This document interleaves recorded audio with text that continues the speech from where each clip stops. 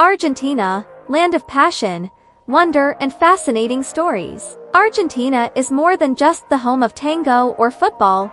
It is a living canvas where majestic nature, vibrant culture and inspiring history come together. From the Rainbow Valley, that tells a thousand-year story, the city at the end of the world that defies the winds, the ghost town that is submerged in water, to the passionate dance and majestic boulevards, every corner of Argentina is an invitation to explore.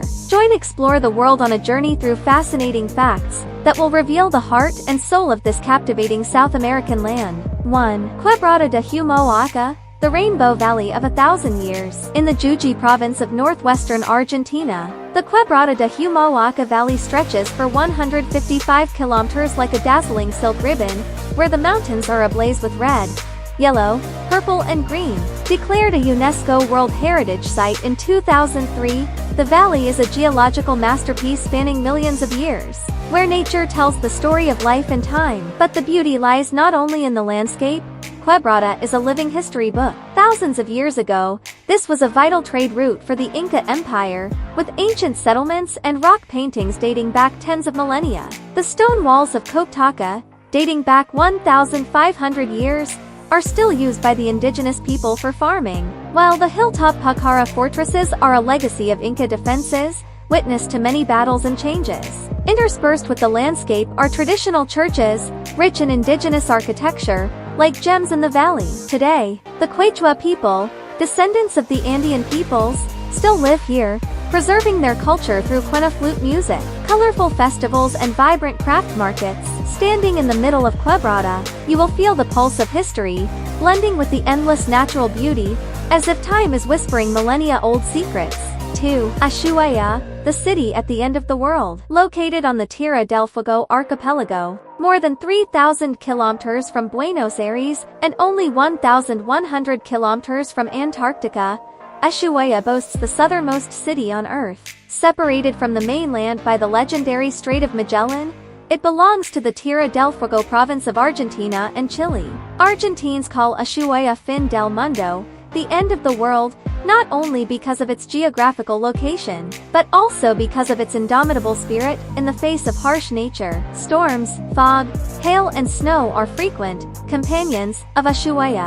In the early 20th century, it was a penal colony, where inmates cut wood to build the city and railways. By 1950, the prison was closed, and the government encouraged people to settle there, turning Ushuaia into a destination for those who crave exploration. Today, the city is the gateway to Antarctica, with hundreds of ships taking visitors on 5 to 7 day journeys through the mysterious icy landscapes each year. Ushuaia is a place where you can experience 4 seasons in one day: dense fog in the morning, golden sunshine at noon, light rain in the afternoon, and snow at night. Snow-capped peaks, emerald glaciers, idyllic lakes and hills of colorful wildflowers create a picturesque landscape. Out at sea, small, unspoiled islands are home to seals and penguins. While not as glamorous as Buenos Aires, Ushuaia is a peaceful place, where people and nature are in perfect harmony.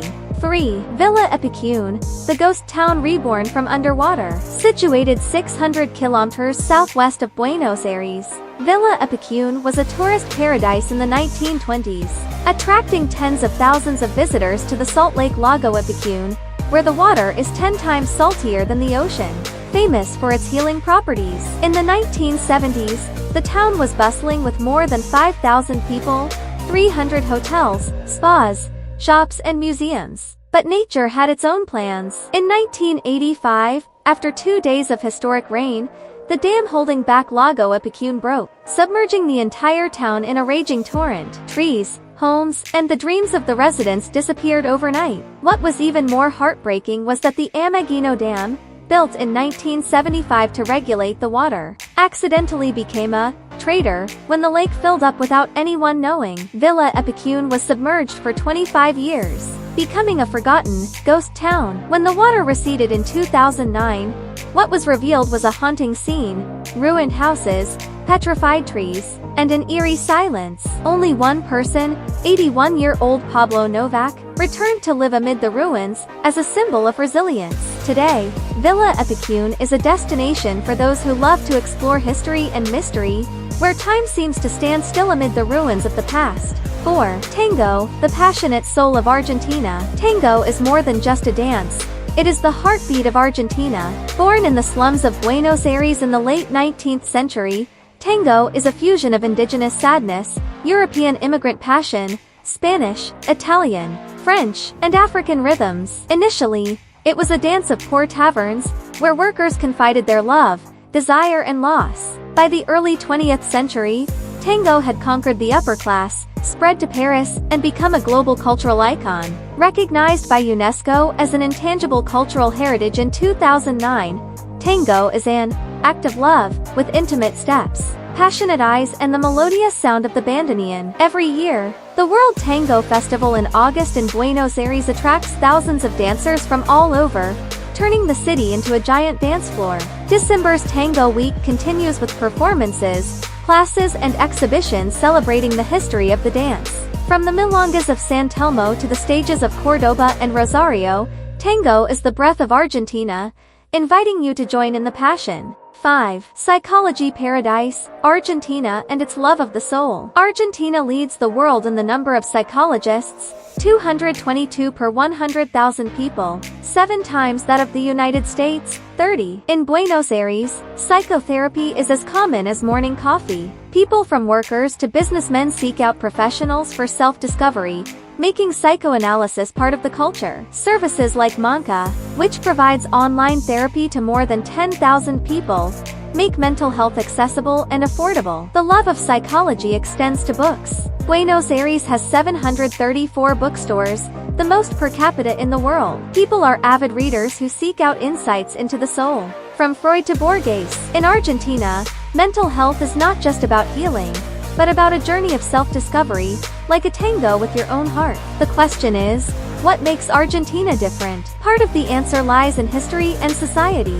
The 20th century saw Argentina go through great upheavals, from economic crises, military coups, to wars and political unrest. These collective wounds led people to look to psychology as a way to heal and find meaning in the chaos. Psychoanalysis, with its focus on exploring the unconscious, became a tool for them to deal with their deepest wounds. Argentine culture also plays a role. Argentines are known for their openness and love of conversation, from drinking made around the kitchen table, where people share everything from joy to sadness, to heated debates in cafes. They are not afraid to delve into emotions. Psychology is just the next step, a more professional way to understand what lies behind the eyes or the smile. Here, we don't hide our emotions, we live them, explains one therapist in Buenos Aires. Plus, Argentina has a top-notch system for training in psychology. Universities like the University of Buenos Aires, UBA, produce thousands of professionals each year, with programs that combine Freudian, Lacanian and modern methods. Many psychologists even work for little or no fee to ensure everyone has access, making therapy an integral part of life.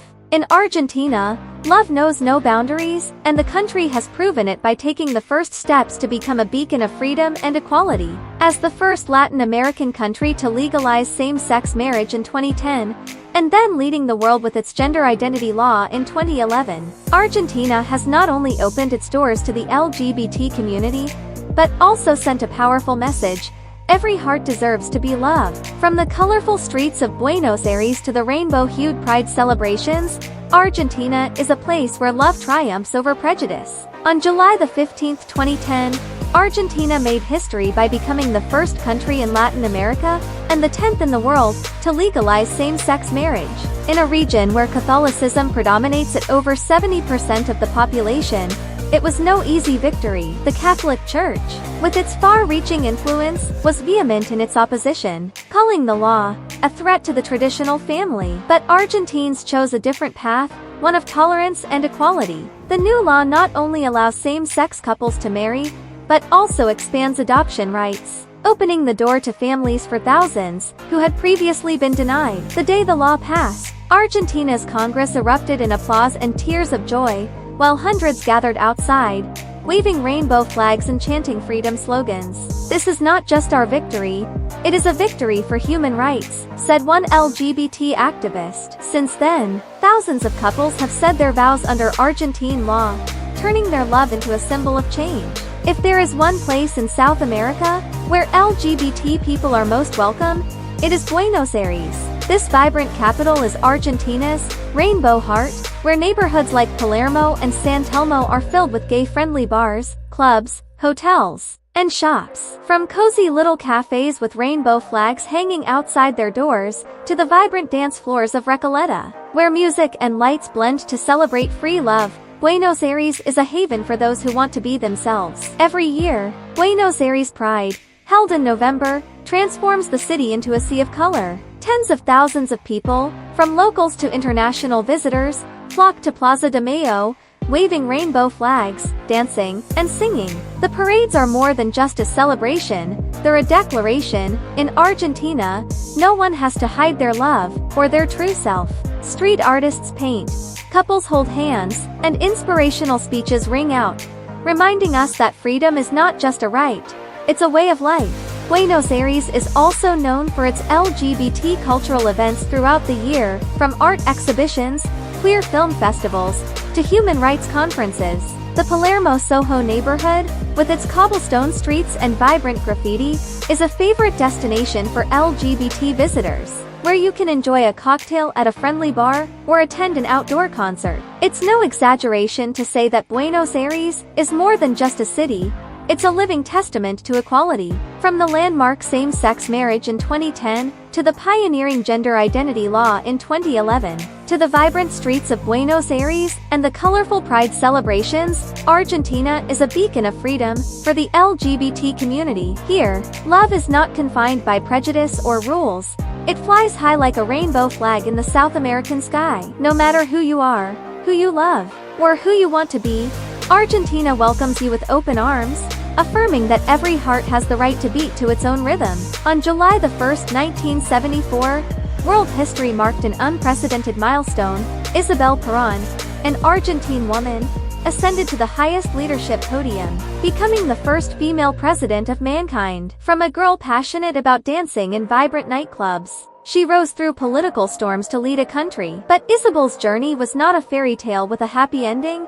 It was a tango full of passion, tragedy, and haunting low notes. From stage to politics, a life full of unexpected things. Maria Estela Martinez Cardis, Isabel's birth name, was born on February 4, 1931 into a middle-class family in La Rioja, Argentina. From a young age, Isabel was fascinated by the spotlight and the rhythm of dance. With her jet black hair and bright eyes, she joined a dance troupe at the age of 20, taking the stage name Isabel. But fate had its own plans. In 1955, while performing in Panama, Isabel met Juan Perón, the former president of Argentina, who was living in exile after being overthrown. Juan, 35 years her senior, was a political legend with a profound influence through the Peronist movement, fighting for workers and social justice.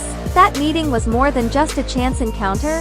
It was a turning point that would shape Isabel's life. In 1961, they married in Spain, beginning a journey together through the challenging years of exile. The Peronist bridge from Third Lady to First Lady.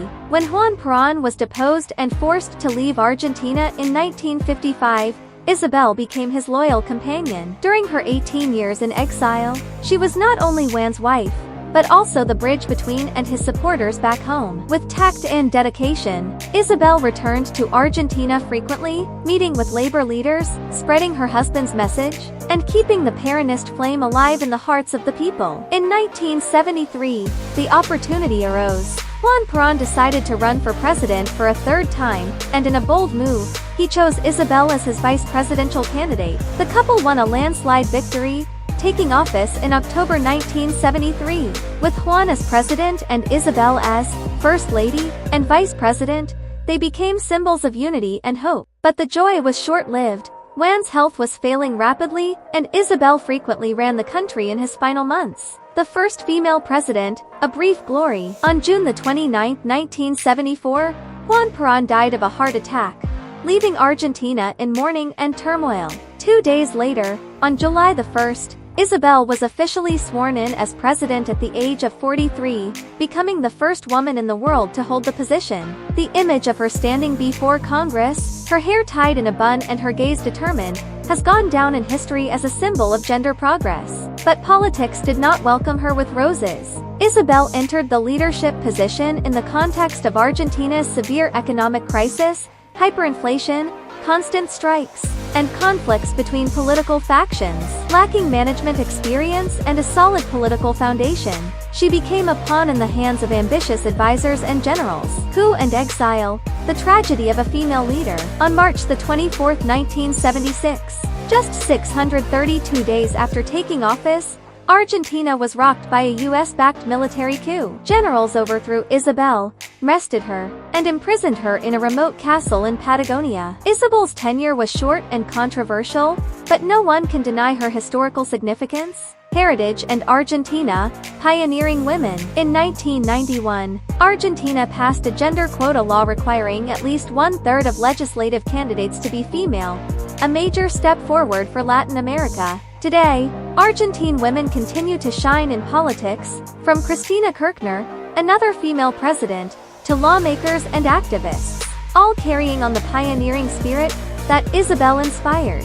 From the colorful Quebrada de Humahuaca Valley, the world's end city of Ushuaia, the ghost town of Villa Epicune, to the captivating tango, dedicated psychologists, and the widest avenue on the planet, Argentina is a place where every story has its own color. It is a land of freedom, passion, and heart-pounding wonders. Are you ready to explore Argentina, to dance the tango, stand before ancient ruins, or reach the end of the world? Let Argentina tell you its secrets, and don't forget to share your journey with Explore the World.